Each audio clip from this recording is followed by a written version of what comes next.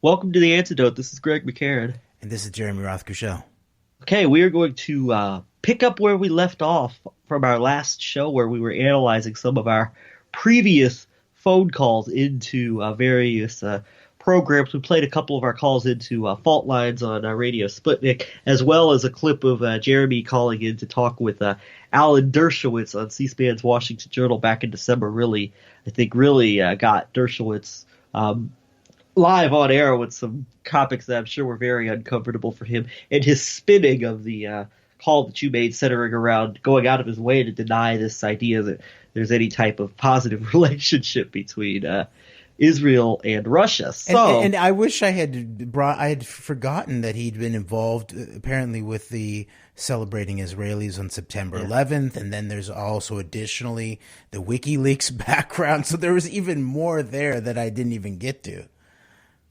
Yeah, there's a lot there. And I mean, the WikiLeaks thing, I think, is important to try to understand the context of what he was trying to do in defending WikiLeaks, because that very much fits into even the early accusations of WikiLeaks being done for benefit of Israel with things such as aspects of some of the undermining of various governments during the Arab Spring time period, although there's a lot of discussion to be had exactly what the Netanyahu government thought of the Arab Spring. But that is very interesting, though, actually, when you bring that up and thinking back about how that was very, very early, crucial piece of what we saw come to fruition in the lead up to the Trump administration of the Israeli organization of their new Arab Legion against Iran. And that's what we really saw as what was being pointed out about the material that was being seeded apparently into the media via WikiLeaks in terms of creating a public split of some sort between the Iranians and the surrounding Arab world around Israel.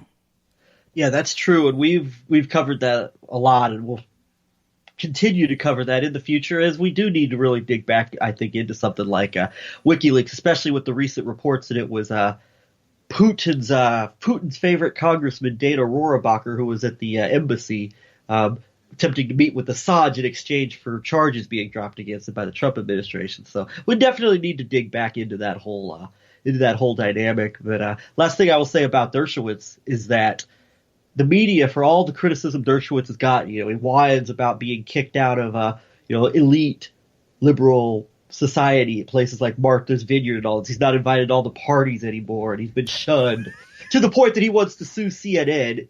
That he's considering taking legal action against CNN for twisting his interpretation in defending the interpretation of his defense of Trump, which is kind of funny for all the people out there who think that, that Dershowitz, the Jewish Zionist, is going after CNN for twisting his defense of Trump. But I digress. But for all of the criticism Dershowitz has gotten and rightly so, I think he seems to have alienated a lot of his old friends.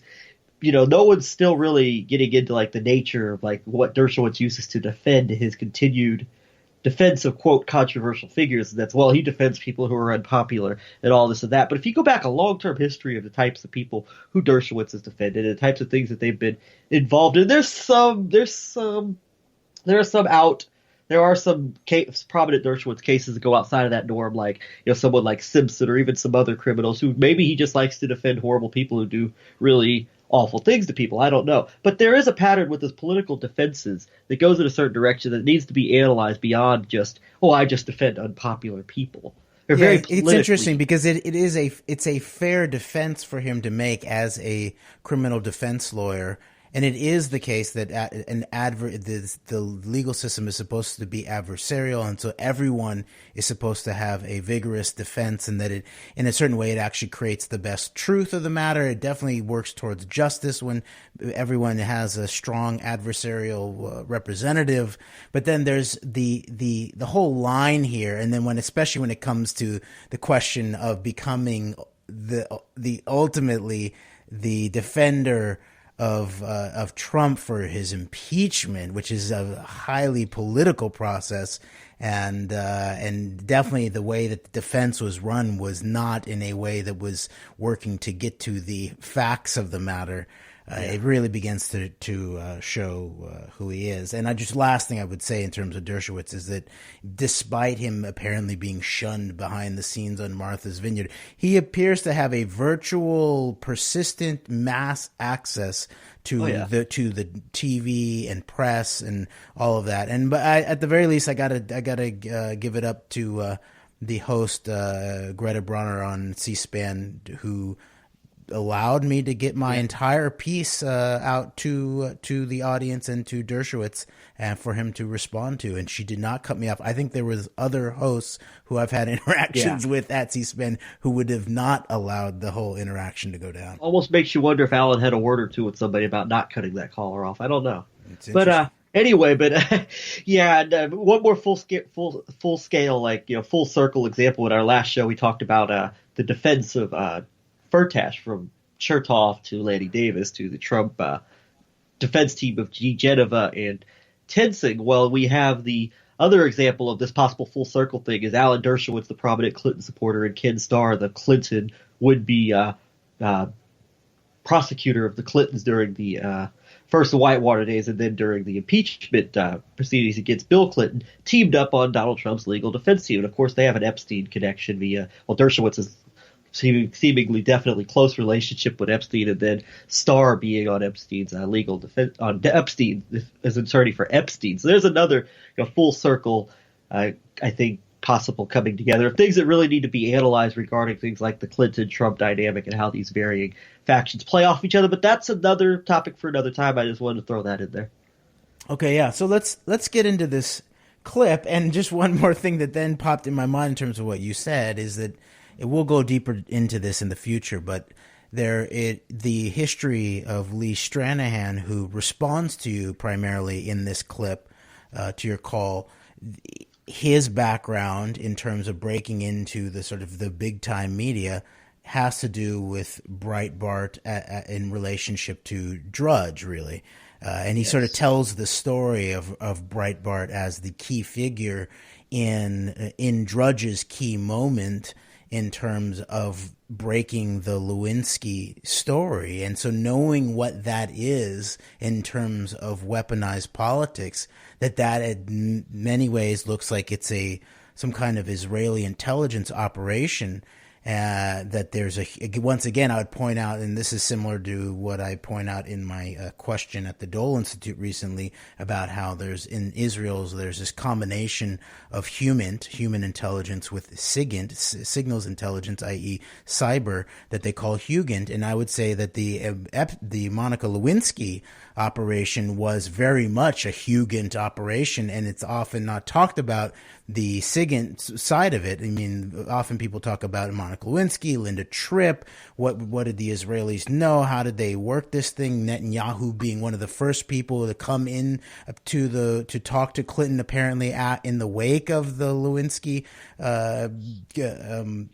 crisis, but that in the background there is Israeli military intelligence communications firms. I believe it was Amdocs who had the contract involved with communication systems at the White House, right? And so remember that's part of the whole, we don't use mega for this, and this whole question of whether is mega an individual, is mega someone like Jeffrey Epstein, is mega the mega group of Jewish Zionist billionaires, or is it something more like Al above Mossad, that something actually has to do with the combination of human intelligence and signals intelligence in terms of Israeli technology in the background behind, and that's how they had the communications. You remember that Clinton said something like, I need people are listening. He would say, I think he said something to that, like to Lewinsky about that. So that really is the background of what Stranahan is talking about his relationship with Andrew Breitbart, that this is a central figure in the idea of sort of scandal-based journalism, which is actually intelligence operations. Yeah, and that's what things like we'll go back to this in terms of a deep dive here in the near future, but the Breitbart name was kind of made off of stuff like this Acorn acorn stuff and then the controversies with farmers at the Department of Agriculture and Acorn in conjunction in tandem with James O'Keefe, Mr. Very much a master of this type of scandal journalism or provocateurism, I think disguising as journalism through, say, Project Veritas, to go after certain targeted political enemies. So. Yeah, and it came out in certain investigations in the Jewish press, I think maybe in the Forward or Haaretz, that Jewish Federation was actually funding the Project Veritas, I believe. So that's in addition to Nina Rosenwald of the Gatestone Institute. So. Yes, so that is very interesting. All right, so should I get into this clip, Greg?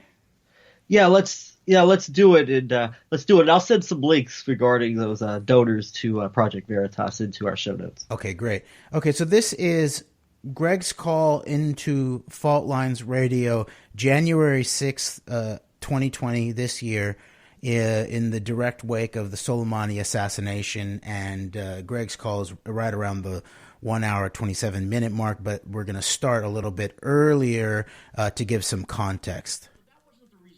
Wanted. Does that make sense? I just wanted to keep the marriage together. Right. But then I realized there's something more important. And it's the same thing here. I think what people need to do is, honestly, and it's one of the things you're called to as a Christian, is to love your enemies. If you're critical of Trump as I am, if you think about it, Garland, you would pray for him to have wisdom and realize the problem. Yeah. So. And the funny thing about it is looking at it, the jam that we're in. And here's the thing. As much as I oppose these neocon policies of Bush, Trump, Obama, I'm not going to say Trump. Why not? God knows it's been about, if Hillary was elected, we'd have been here in about an hour. Right, yeah. And if they were successful in getting rid of Trump and putting Mike Pence in favor, in charge, we'd have been there in another hour. So, maybe in fact, in some ways there was no escape. But let's try Greg again. Greg, you on the air? Hi guys, thanks for taking my call. I just want to say that I think it's important to start getting to the understanding of what Trump is and who and what he represents if we really want to push this back. And I'm going to direct this at Lee in particular. I'm going to be quick, but I'm going to ask to please finish my thought here. But there's a few things that I'm finding that are personally for Lee that I think would be effective in helping to expose what's going on here with Trump and really shed light on things like this Iran operation. I think to get to the bottom of it, we really need to get to the nature of who Trump is and what he represents. And that includes, I think, a big part of this is Lee's former colleague at Breitbart, Steve Bannon, being a large architect of this propaganda warfare mechanism, Cambridge Analytica, and all that it did to help get Trump elected, and what such as Joel Zamel of the Israeli Psy Group, and the notorious Blackwater mercenary leader Eric Prince, and a lot of various entanglements in leading up to the 20. Okay, real quickly, because we're almost out of time, Greg. What is your give us a 10-second take on Trump, and then I'll deal with it in the next segment. What is your 10-second? Who you're saying? Expose who Trump is. Who do you think he is? I think that Trump is a lifelong agent of this international global organized crime syndicate coming out of the former Soviet Union, in league with a lot of Israeli Zionists through outlets such as the Council for National Policy. I don't agree at all. No. Thanks a lot. I don't agree. The short version is I don't agree, but you're kind of close. He is being, if you said he is being used, right, I would agree with you completely. Because that's what they do with U.S. presidents. They use him for that. They use him for that. But I do not think he is part of the club. No. I think he has been pulled in, but he's not really part of the club. He's being used as a club. How's that? Mikhail Khodorkovsky said he's the leader of the sort of alt establishment. Second time he said that. We got more coming up. Thanks for the call, Greg. Paul Lines and Nixon and Stranahan. And I can't remember whether they further addressed it on the other side. I don't seem to recall them further addressing it. I seem to recall that almost being the last that Stranahan said about it. But I mean, that's the second time he's used that. His favorite anti-Putin oligarch target, Mikhail Khodorkovsky, claiming that Trump's part of the alt establishment. That's the second time he's used that line. So for that clip, it's very interesting that a couple of things. I'm glad you showed the clip. Started before my call to give some give a little bit of insight to what they were talking about before I called. But directly before I called, they were basically like, Stranahan's talking about praying for Trump, right, as a Christian man, that he would have guidance and wisdom and all this. But it's under the context of, this was Garland Nixon primarily pushing this, that I think it was in relation to talking about the assassination of Soleimani, that if Clinton had been elected, we would have been here already. And if, heaven forbid, Trump had been removed for Pence, we would have been here times a million already. And I don't believe that a President Clinton would have carried out an assassination on someone like Soleimani. I just don't. And so I see that as being, it's this continuation of this boogeyman of Clinton to continue to justify Trump. So many people use, but also at the same time, I think, saying things that are false. Like, for example, if you were to say that Hillary Clinton might have the U.S. into a major military conflict in Syria, that would be one thing. There's probably some fairness to that. But to say things like Clinton would have had us on like an even further escalation with Iran than Trump has, as close as Trump brought us, apparently, according to some sources that have leaked out in recent weeks, close to an actual conflict with Iran, military conflict with Iran, based on the Soleimani assassination, some of the things that took place in the aftermath of that, then I think that is patently wrong. That's the first thing I wanted to point out about this. I think they're just flat out wrong in this portrayal of somehow not just Trump being replaced by Pence, but Clinton being worse for Iran policy than Trump has been. Yeah, we don't know exactly what because remember, there's a sort of, like, I would say, a pre-Israeli intelligence full compromise, pre-Epstein Clinton relationship to Zionist politics, and a post one of those. But the relationship with Epstein started actually fairly early, and that sort of people have pointed out the pre-impeachment, the pre-Lewinsky Clinton as being very different from the post-impeachment, post-Lewinsky Clinton in terms of war making. But of course, the Iraq policy had been going on the whole time in terms of sanctions and the violence of all of that. But I think that you're correct that there's not indicators that Hillary Clinton, that especially not in the first hour, would have been like escalating, dropping the Iran deal and assassinating Soleimani and all that. That sounds made up. Well, if Lee's old boss, Steve Bannon, had his way, according to numerous interviews he's done, he would have had the embassy moved to Jerusalem in the first hour of the administration. So you have that, but right. I mean, it's interesting that Lee skips around the question of Eric Prince. That's where stepped in when I mentioned Eric Prince and Psy Group. Yes, and so there's a discomfort there to actually deal with the facts of that second meeting, and then also to deal with the Breitbart and the Cambridge Analytica aspect specifically, because that is where the everyone who's being honest at least recognizes the substantial nature of the psychological warfare programs that the Trump campaign was running online. And the Cambridge Analytica connection begins to really show the potential, not only material tie-ins with to Russia in terms of the Firtash aspect of the background of SCL and that, but also the Kogan, the Dr. Kogan origins of the Facebook data that was actually used for Cambridge Analytica's psychological warfare, and he then goes back to some university in Moscow. But also just the idea that everybody recognizes that it's similar, that unlike the way that the horseshoe that defends the 11/9 operation from right to left say, it was just a few $1,000s in Facebook ads, or Max Blumenthal talking about the Internet Research Agency is just sort of, some trolls and a hot dog vendor who one time he's a hot dog vendor who once catered to Vladimir Putin. Yeah, and maybe we'll get to my phone call where I actually talk with Garland Nixon about this question of the hot dog vendor, and I don't get to the point of talking about how he's actually like an Eric Prince of Russia in many ways. He's one of the biggest private military contractors, very much related to the Wagner Group.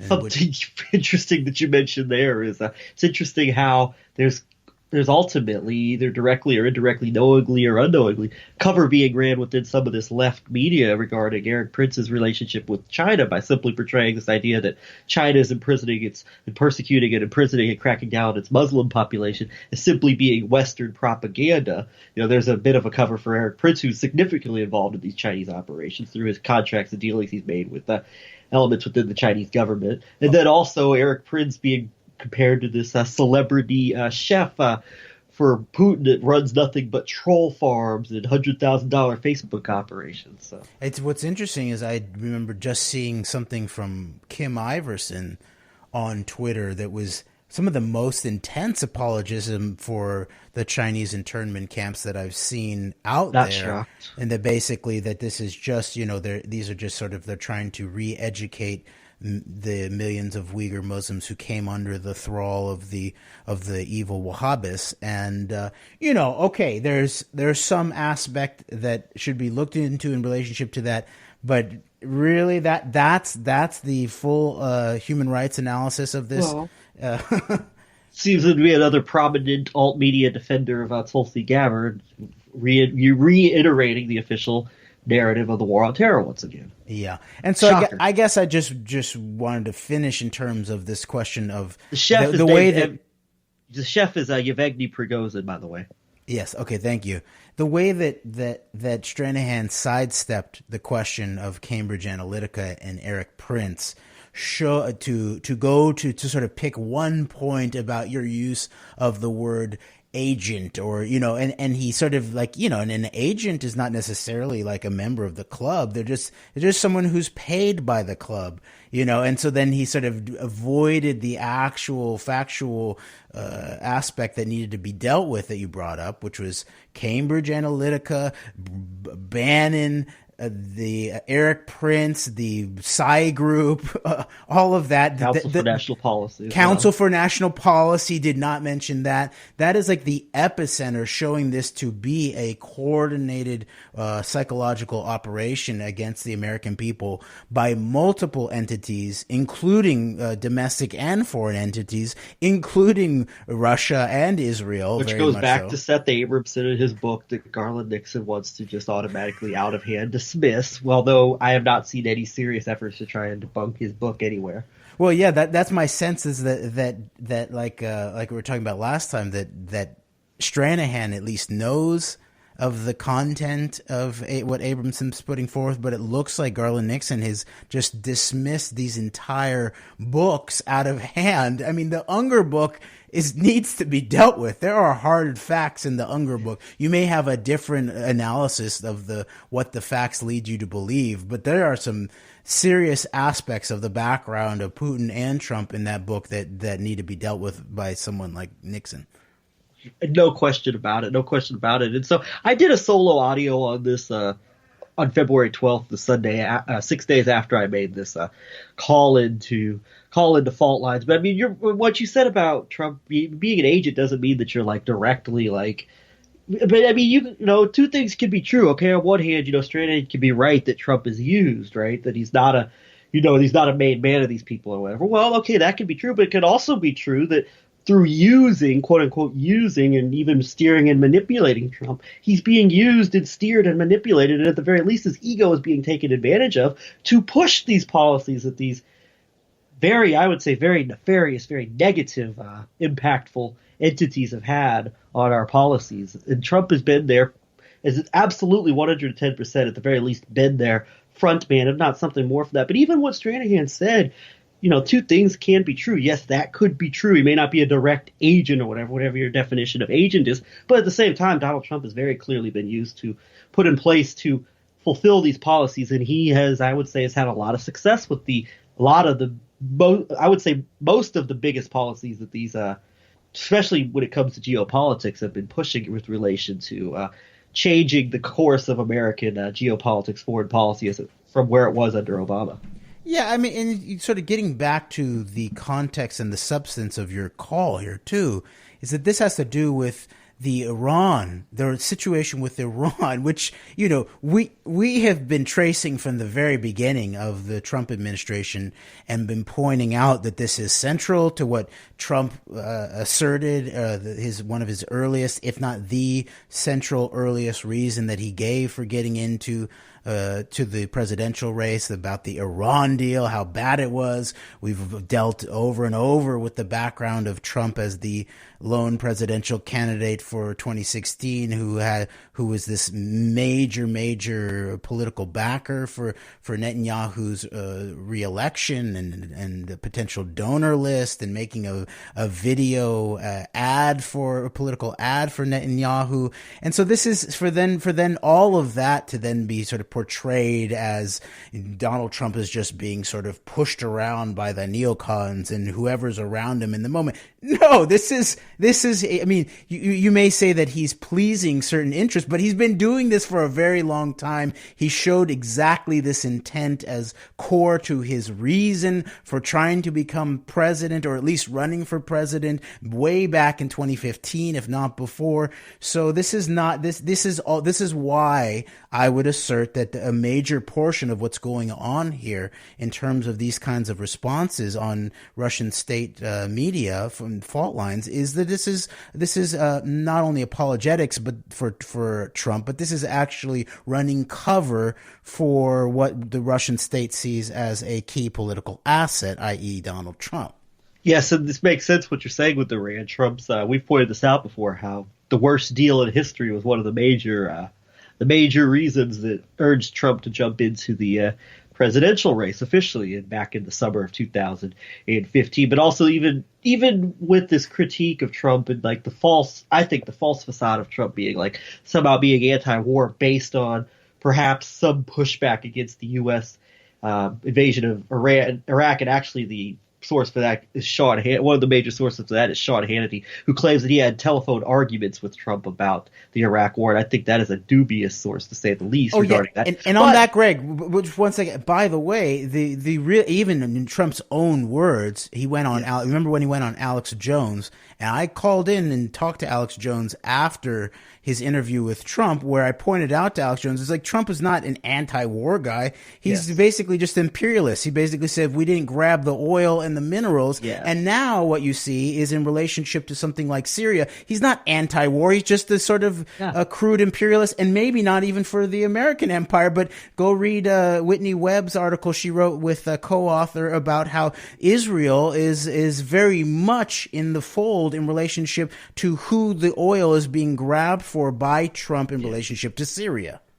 Yes, and I mean, Trump very much, his philosophy is not anti-war, much less what you just described there. The philosophy of simply get in, grab their oil, and get out, in their resources to get out. It's much more similar to, this is where we talked about the Bush divide, some of the neocon divide that we've talked about in previous episodes, of where you had these, democracy builders, people like William Crystal and some other, PDAC figures who were pushing for, not just the invasion of Iraq, not just removing Saddam, but building something there long term.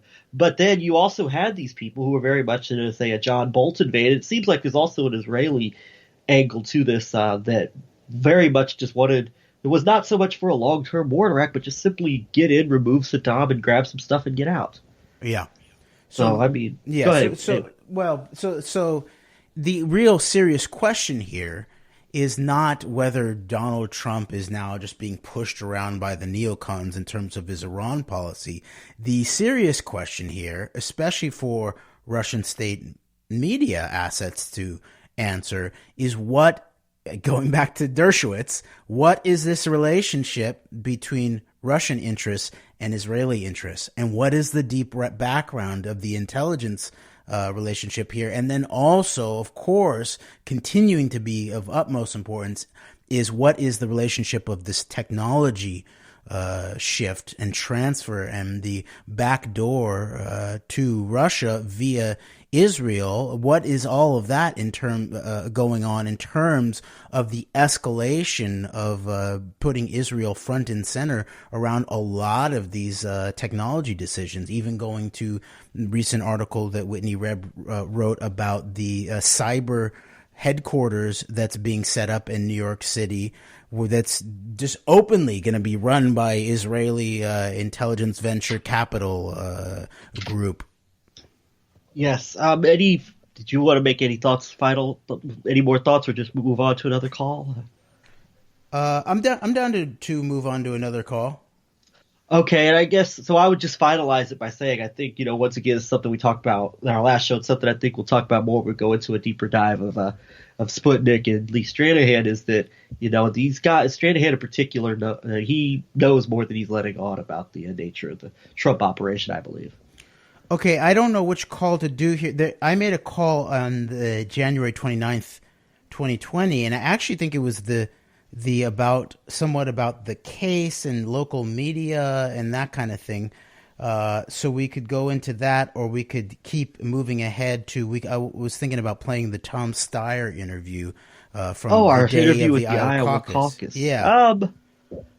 Let's. You want to do that? Let's do more interviews. Let's play the Tom Steyer clip. For now. Okay, good idea. Okay, so give some background about where we were and when we were when this was going down. So we were in, I believe it was the Iowa Event Center, which is where a lot of where the media was for the Iowa caucus. I mean, we saw people like Brett Baer walking by, host of the Fox News, the main flagship special report on Fox News. We saw a lot of other media personalities, but we were not able to get in because it's a combination of credential issues and then also having to pay a certain for $450 for a small table at this media gathering where all these media figures were. But anyway, we saw Tom Steyer, and we approached Tom Steyer, and his press person told him, hey, come back in about an hour. He's going to do a couple of interviews. So we came back, and true to their word, unlike other people we've dealt with, like unfortunately Congresswoman Rashida Tlaib, or also Senator Chris Coons with his media person would not talk to us at after the steak fry at the Iowa steak fry. But true to their word, true to his word, Tom Steyer's media person did allow us to talk with Tom Steyer. So this is the context. It was a quick interview. You were given about 2 or 3 minutes to ask Tom Steyer a couple of questions. Yeah, I was limited to one question. It was very clear that he told me, and they did it in terms of our quote unquote importance and our reach and our credibility as established media. Emma Vigeland of Young Turks didn't get to ask much more out of him. So no, and so to talk about that, she was right there too while this questioning was going on, and she ended up interviewing him right after. What's her name again? Emma Vigeland, and it's interesting. We had an off-the-record conversation with her on her coverage of Tulsi Gabbard and how I think she's really been hitting some very, very good critiques of Tulsi Gabbard. So that was an interesting off-the-record conversation we had after she had interviewed Tom Steyer, Emma Vigeland of the Young Turks. So yes, and we did inform her a little bit more about the whole Russia-Israel Topia issue from our side. So for sure. All right, so let me play this interview. And remember, this is hours before the Iowa caucus gets going. This is before anyone ever mentioned the name of Shadow, which became pervasive just the day after. Remember, it was that morning. People can go back and listen to our show that we recorded in the hours of the morning after the Iowa caucus, when we were just beginning to read some of these write-ups about it from Lee Fang at The Intercept to Max Blumenthal at the Gray Zone about this background of Seth Klarman and the Shadow app and all of that. But so think about that in terms of when and where this is. Okay. All right, and so we're in the Iowa Events Center. Jeremy Rothschild, we met briefly at the steak fry, and I asked you about cybersecurity in relationship to Israeli military intelligence and foreign penetration of our security systems. Simple question. Could you keep it a little more complicated? Well, I'm going to simplify it as much as I can as I want. If I had more time and I'd been feeling a little easier, I would have joked around with him a little bit more. But I was feeling pretty serious about it and felt like I didn't have that much time, so I didn't respond to his joke. So. One question. So today, everyone's concerned about the actual application that's being used to count the caucus. The back end of it is not known. There's always the issue of 2016. It was Microsoft, like I told you at the steak fry, Microsoft's cloud app security is run by the highest levels of Israeli military intelligence at alone. And so it's only more has come out about Jeffrey Epstein working on behalf of Israeli military intelligence. What do you think we should do in relationship to this security penetration, especially now in relationship to the elections, when we have Cyber Reason running drills for mass chaos and violence with Homeland Security and the FBI in anticipation of some kind of penetration of our elections? What do you think we, the American people, should do? Look, my focus all along has been to get out in front of as many American people on a grassroots basis as I possibly can. And that's what I spend the overwhelming bulk of my time and energy on, to try and make sure that I'm telling the truth and people can trust me to tell the truth and to act on it. So do I know that the American government has to be the leader in terms of cybersecurity, needs to spend the money and make absolutely sure that our elections are safe? Of course I know that. Are we the country that has led the information technology revolution for decades? Of course I know that too. There's no excuse for us not to have safe, protected elections. There's no excuse for the government not to do it. And trust me, as president, I would be 100% sure, not only that we had safe elections, but that we would punish any country that attempted to hack us. All right, well, thank you. I'm not allowed to follow, but I would like to give you this. Last time you said you'd look into this issue of Russia, China, Israel. And thank you for your time. I appreciate it very much. Nice to see you too. All right, thank you. Bye-bye. This is Emma. Oh, Emma. There's Emma. And then they go right into their Young Turks interview right there. So they observed that entire questioning there. And what I did was I handed him the flyers that Brendan O'Connell had made that we'd passed out to other candidates along the campaign trail, and I'd never gotten that flyer into his hand, I don't believe. So I did it then. And then actually I went up to him a little bit right after this, I think, when they were just walking out, and I informed him. I know what I did. I informed him about the question of how the Pegasus software and how the NSO, Israeli military intelligence technology, had apparently been used by Mohammed bin Salman in relationship to the hack of Jeff Bezos, and I related it to this question of the Jedi Pentagon cloud looking like it shifted right at the last moment from Amazon to Microsoft, and thus Adalom Israeli military intelligence. And he thanked me. I mean, he thanked me. Obviously he sidestepped the question completely. But I just want to point out, one of the reasons for doing this is not like we actually think that necessarily that, someone like Tom Steyer is going to actually sort of get to the root of this and admit the truth about the penetration by foreign intelligence services, especially Israel. But part of it is actually to create the atmosphere and create the public conversation, and to, you might even say, shift the Overton window about what public journalism is willing and able to ask. And so that's why we sort of also point out that, okay, right after this, then the Young Turks then get their chance. And, there was a collegial relationship that we had with Emma from the Young Turks in terms of that. So we weren't seen as these sort of, these nuts, raving conspiracy nuts. We were seen as, people asking difficult, hard-nosed questions. Maybe we're a little too hard-nosed, but part of this is about creating an ethos about where these kinds of serious questions are not just stuck on the internet, but are asked in real life and then fed back into the internet.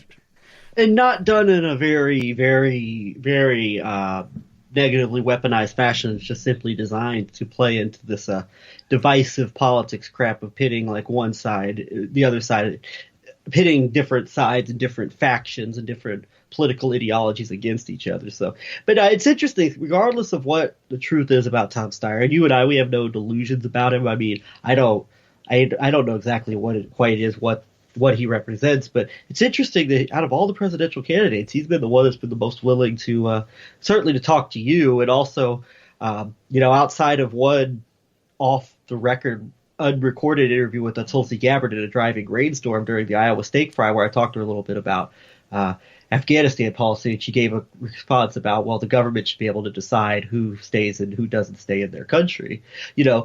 Been the most willing of any candidate to really talk to us. And I guess you had you had a cordial or a decent exchange with Kirsten Gillibrand, who dropped out pretty early. But Steyer's been the one who's been the most willing, certainly, to talk with you about these hard topics, even though he completely did not mention what you brought up about Israel at all during in your question. But I mean, regardless of that, Steyer's been the one who's been the most willing to talk. Oh yeah, and part of that's just happenstance in terms of we just run into him and sure we seize the moment with him, and but we have had an encounter with Elizabeth Warren. She was not as receptive. Obviously, she pushed me in line, and I've said it before, but I'll say it again. At some level, I respect or disrespect less the way that Elizabeth Warren treated our questions at the Iowa State Fair more so than the way that Amy Klobuchar treated me at the Iowa State Fair, where she almost created me as a non-entity while putting her body men on me to make sure that I couldn't actually ask her a question. Well, that's spoken like somebody who would ask about her lack of knowledge regarding the president of Mexico, names off how many members of the Israeli Knesset are. That's spoken like somebody who would do something like that during a Democratic debate. So yeah, or would be a central senatorial leader of the Zionist lobby, bringing in and coordinating their interest and their money, as she apparently was. So yeah. Should we move on to the next clip, the Dole Institute Talpiot clip, or do you have any other takes on this? Yeah, and I'll let you introduce this call, as this was a call that you made. This was a question that you asked during an event at the University of Kansas in Lawrence, Dole Institute. Yes, and so I will. This is from it's a ongoing discussion group that they're doing at the Dole Institute.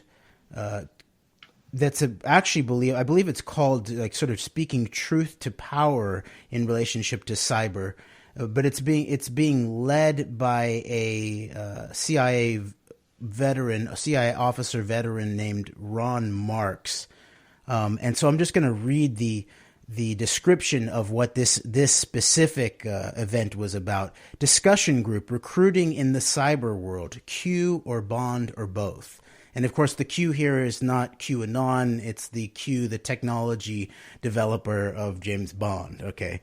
So it says, quote, Ian Fleming's legendary suave super spy James Bond has imprinted himself on the collective imagination of society as what a true intelligence gathering agent looks and acts like. While this has never really been the case, the reality today is even farther afield from the tuxedo-clad, martini-swilling 007. In the digital age, do modern by the way, they both said that martinis actually were the drink of choice of the intelligence community. I don't know if they were joking or what. In the digital age, do modern spies look more like Bond's geeky, gadget-obsessed quartermaster Q than Bond himself? Dole Fellow Ron Marks welcomes former Chief of the Directorate of Digital Innovations hiring for the CIA, Roinda Hartsfield, who will discuss what the CIA and the intelligence community at large is looking for in a 21st century spy. Another misconception that lingers in the minds of the public is that intelligence operatives are always agents of a government or, quote, on Her Majesty's Secret Service, unquote. In reality, the intelligence industrial complex has ballooned from $27 billion annually in 2001 to $86 billion today. Hartsfield and Marks will explore what this shift in the terrain means, the differences and similarities between what the public and private sectors look for when hiring new operatives, and what types of individuals should apply. The discussion group is a not-to-be-missed opportunity to get world-class advice and information about pursuing a career in this rapidly growing industry. It is also a chance to dispel the fictions around what spies in our age look like, and perhaps for attendees to see themselves in a field they had previously relegated to quote-unquote spies like James Bond. And I just read that too to sort of give the context of who might be showing up to this. So there's a lot of students that show up who might be interested in not only in the subject, but actually be interested in applying to become part of the U.S. intelligence community, so-called. And then also, to me, it seemed like there were some elders, maybe veterans, local veterans of the intelligence community. And then finally, the description of who Roynda Hartsfield. Roy Hartsfield is a recently retired senior Central Intelligence Agency officer and formerly chief of the Directorate of Digital Innovations Hiring. Roy has spent most of her career overseas focused on operational issues around the globe. She currently heads talent acquisition for Excel Technologies and is president of PTG Consulting, focused on bringing more diversity and inclusion to STEM. The Dole discussion groups are made possible by a grant from Newman's Own. Okay, so that's just some background on what this is, and what they do is they live stream and record the event and put it on to YouTube. So I thought this was an interesting opportunity to bring up Talpiot. So I'm gonna play this now. And Epstein, you'll hear. NSA to succeed. So that's Roynda Hartsfield talking. Because when they're better, I am stronger, right? So I think there's a lot more sharing with that now than there was previously. Yes, sir. I loved all the writing, and I now need to read whatever you're writing. I'm gonna do some handwriting analysis on you. Yeah. By the way, the Jaleel at Jaleel Appleseed on YouTube did a very interesting cut up of this question along with some stuff. I thought it was interesting. Caitlin's pretty tough. You're not getting out of this room with that piece of paper. Well, it may look like I'm in 8th grade still, but I'm a smart 8th grader. I'm interested in so many areas to go with this expertise here, but the issue of the macro counterintelligence threat in terms of things like industry-wide penetration. So I'm thinking of, I identify as a Jewish American patriot of conscience, so whether it's right or not, I feel extra responsibility around Israel. I've looked in over the last year to the Talpiot program, which is high level. It looks like sort of a corporate cyber tool development, but also corporate espionage. And so 2 examples. Seem to know what you were talking about. They both knew exactly what I was talking about. I don't know what spin they thought it was going to be, like whether I was going to praise the program or what, but sort of interesting. Last year to the Talpiot program, which is high level. It looks like sort of a corporate cyber tool development, but also corporate espionage. And so 2 examples is the Pentagon Jedi Cloud. Looked like it was going to Amazon, already had helped to do CIA cloud computing. Yes. And then it goes to Microsoft, just years after Microsoft had incorporated a Talpiot started company, Adalom, to head their cyber app security division. So I meant to say cloud app security division. That looks like a potential compromise there. And then the question of this Jeffrey Epstein network, where we see the combination of the penetration of Humint and SIGINT, and they call it Hugint in Israel. And you see Epstein having compromised high-level people in our government, having been invested in Carbine 911, a 911 replacement for our country, along with people like Michael Chertoff, to Russian oligarch Viktor Vekselberg. So what do we do about this? Yeah, let me go into that, because that's a long area of interest for me in particular. That was interesting. There was like some giggling in the audience. I don't know what that was exactly about. But you heard is that Roynda Hartsfield, when I talked about industry-wide penetration, she basically, I think at that point she said, "You're going to have to handle this," or something like that to Ron Marks. And it turns out that her husband was involved apparently in the CIA cloud in relationship to Amazon, I think. So it's possible that she could not actually speak to it in terms of her knowledge. I don't know about that, but that's my read of it. And it comes also because I've had a wife involved with it for about 20 years as well, and I get to hear the stories over the table. So they both have spouses involved, but for some reason he can talk to this, and I don't know why exactly. But that's a long area of interest for me in particular. And it comes also because I've had a wife involved with it for about 20 years as well, and I get to hear the stories over the table at night, which are often horrifying. Americans are really funny. We have a constitution that's built on the idea of not trusting anything. Every time someone starts to sing about Hamilton, I keep thinking to myself, yeah, take a good look at this thing. We've got three separate co-equal branches of government. We've got a Senate, and we've got a House, and we've got this constitution that basically says, we love you, but we don't trust you that much. On the other hand, Americans are extraordinarily trusting. And it's not in their nature to think about a counterintelligence threat. Now, I got to tell you something about dealing with the Russians. I dealt with the Russians directly for 7 years of my life, and I don't believe they've changed all that much in the last, 20 some odd years. When you live in a society in which there is no personal freedom, when you're living in a dictatorship, dictatorships are about control of information. Whether it's Ivan the Terrible, the first guy who came in and basically set up an intelligence service, internal and external, or whether or not it's Tsar Vladimir the First, who, by the way, is got the same thing going. People in that system are constantly aware of what they're saying, are constantly aware of how information can be used. The Chinese are aware of it. The Chinese tend to be more aware of it, less because of that kind of system, although they do have a more dictatorial system, than they are by virtue of the fact that that is just the nature of that society. Information is power. They've understood that early. People of certain levels would control that information. We don't sort of work that way. And to some extent, in this world of counterintelligence, we tend to be, and I'm going to use a rather blunt term, we tend to be sort of stupid. We don't always understand that, and it reflects in our laws, by the way.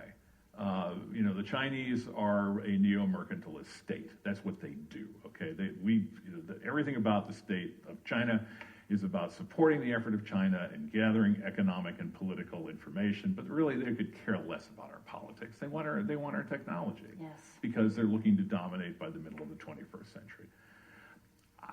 A worthy goal on their part. Okay, I'm worried about us. I'm not worried about them. But when you have something like that, what do you do to begin to counter that?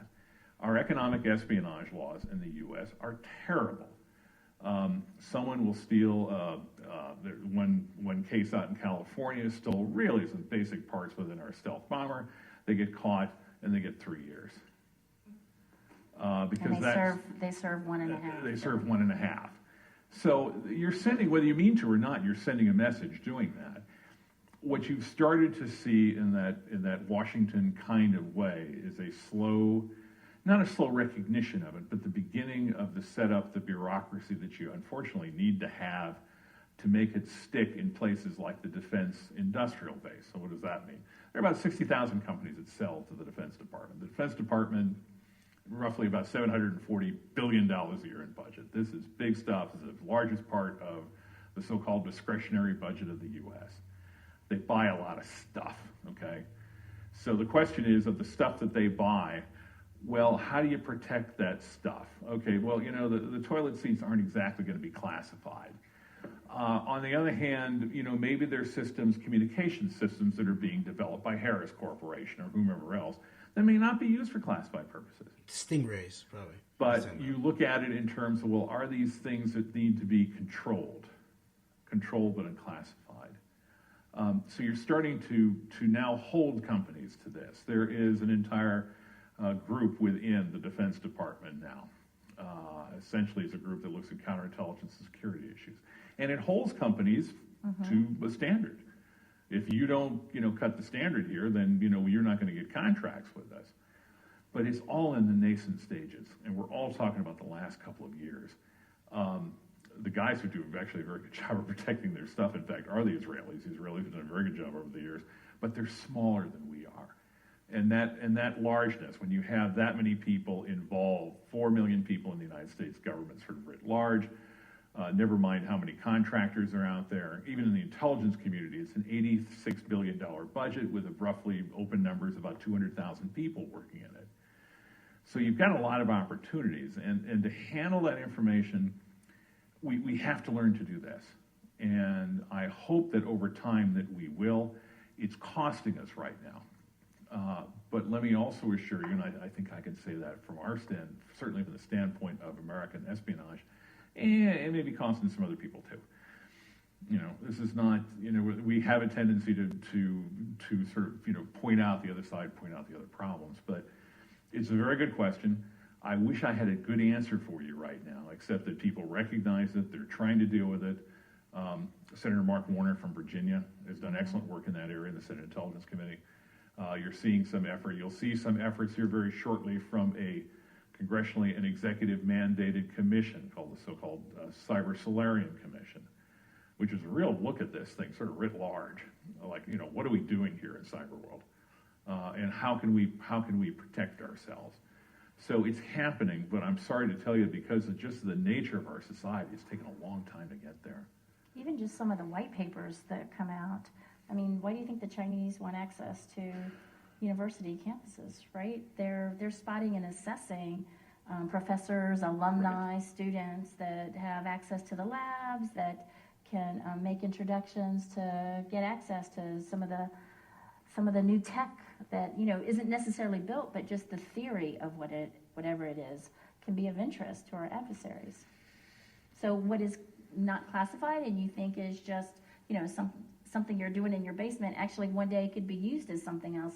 So therefore, making sure that the design, trade, well, actually, They don't even care about the trademark, right? That some of that information is taken away so they can't necessarily build whatever it is.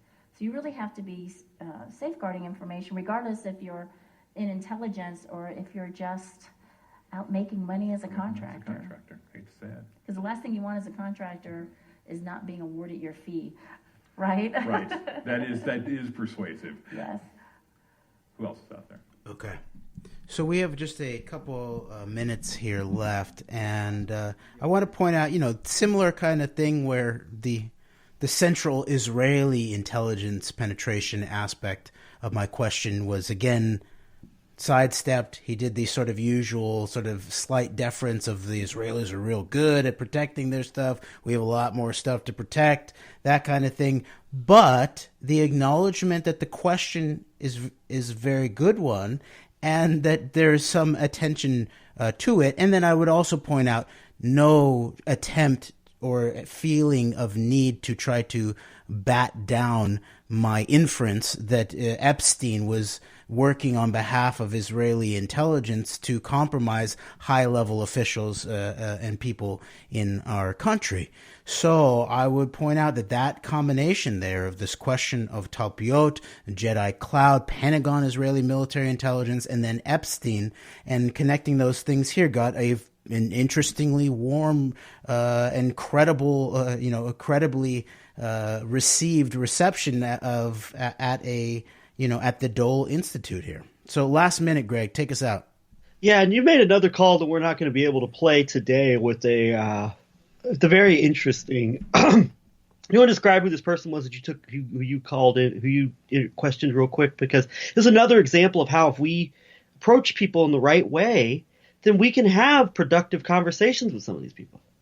You mean from the recent? Yes. Yeah. So that was a man named Randall Fort, who looked like he worked in the State Department, high levels of intelligence there, relationship to Condoleezza Rice, but then went on to Raytheon, also worked security at Goldman Sachs. It looked like he became the chief security officer in the wake of September 11th, and I asked about that and Israeli intelligence white vans and Goldman Sachs foreknowledge, and it was a little bit more uncomfortable, but there was I was not kicked out, I was not grabbed, and I had a conversation with them. So it will be worth playing another time, I think, if we get into playing more phone calls at a later time as we continue to hopefully, we continue to partake in this type of action as much as we can. But I mean, there can be productive conversations that can be had. I think that's the point I want to make out of this. Yes, completely agreed. And so we're out of time for now, but we will continue onwards. Thank you very much. Thank you.